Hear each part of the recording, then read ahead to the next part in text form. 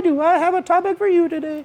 It is basically that I'm dumb, so dumb, incompetent. Ask my wife. 80% of my day, 65, 75 of my day, mediocre at best. I'm so incompetent. And what I mean to say is, I say that with high self-regard and self-compassion and growth mindset. It's not a problem. You just can't be good at everything. But in today's world, no one wants to say that. You know what I mean? Like, it's just just figure out what you like and do really good at that. Remember when people were like blacksmiths and seamstresses and they just had jobs that they really felt passionate about and did it well and people admired them for it? Now everyone's like, oh, I got to do all the things. No, you fucking don't. Just do something well and care about people. Why I bring this up is when we're on social media, I want to talk about how we need to understand in this high stimulus world geared towards the demand of productivity and identity, that our brain works in specific ways. There's fallacies, there's biases. So I want to talk today about how I'm incompetent, and it's a lot to do with how my brain perceives and utilizes information and who I draw trust from. So, Dunning-Kruger effect. I think a lot of people have heard of it, but the Dunning-Kruger effect is basically stating you don't know what you don't know, so you can't really analyze what you know, right? You don't know if that's going to be true inherently. So when we think about, there's three people in the Dunning-Kruger effect. We could break it down to oversimplify it, but there's the incompetent yet confident amateur.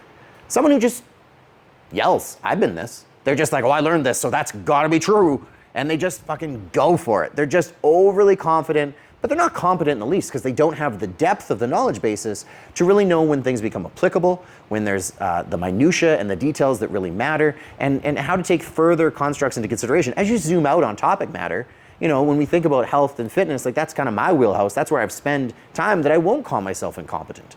I won't. I've earned my rights to be here. A long time, 13 years. That's a long time in my life to really dedicate something to a craft.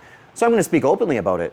When you zoom out and you look at socioeconomic situations, cultural ramifications, when you think about biology and chemistry and the sciences that go into it, and now the emerging research of gut bacteria. And when I say emerging research, that's the other thing. Is people just saying stuff about things that aren't yet true but look interesting. So we're thinking about social media, we're probably going to hear the incompetent, overly confident amateur just yelling about stuff, telling you what's true, what's not true, what to be afraid of. I think that's the easiest way, is be afraid of this. And it's like, but why? Well, don't ask me why, just be afraid. And they'll give you some kind of thing. And because really layman's, if you're not interested in it, also don't know enough, that incompetent amateur looks like an expert. Because the layman people don't even care. They just know they want to care about what this person's saying. And that brings us to the other point, is if you're listening to people for advice, they probably have the same vocabulary as you. Predominantly, they'll probably have the same skin tone as you. They'll have the same cultural concepts as you. So our brain is hardwired to have biases and ramifications towards trust in the individual that we're looking at. We would rather trust people who sound and look like us than anything else. So that really cuts down on what expertise can look like. Now, as you go up, so that's and I've been there, that amateur position, the incompetent amateur, as you start to become more well-versed, you start to doubt yourself more often. And the answers become, it depends. And it does depend. It depends on all the things I just kind of talked about. It doesn't make it less true. It just makes it more complete to acquire the truth from the current situation you're asking the question in. That's all. The questions become better so that we can clarify the answer more readily. So we're going to call those the cautious intermediary, right? The cautious intermediate. Basically, they're like, hey, I know. I kind of put myself here. I know a lot about it. And you're kind of just listening to a podcast and overcomplicating it because that's interesting.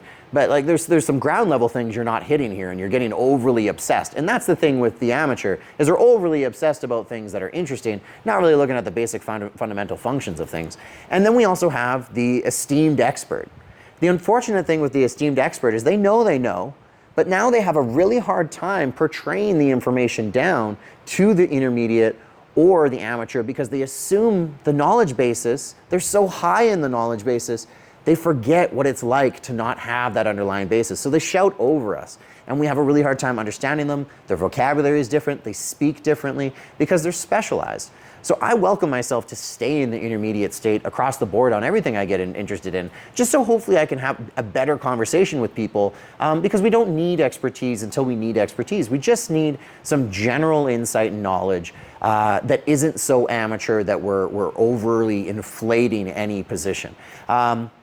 So the Dunning-Kruger effect, it tricks you, and those biases our brain has, into believing things. And especially because that amateur is going to be the most confident, confidence sounds true.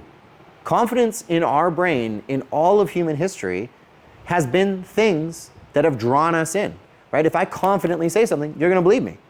Because it just sounds like, well, that guy knows what he's fucking talking about. And, you know, like people come in and be like, well, that's a good point. Well, a good point on an argument you don't understand doesn't matter. It doesn't really facilitate any growth, any comprehension at all. So we have to be very careful in the way that our brain actually tries to acquire information, utilize information, and create value behind information. And just be more aware of these cognitive biases.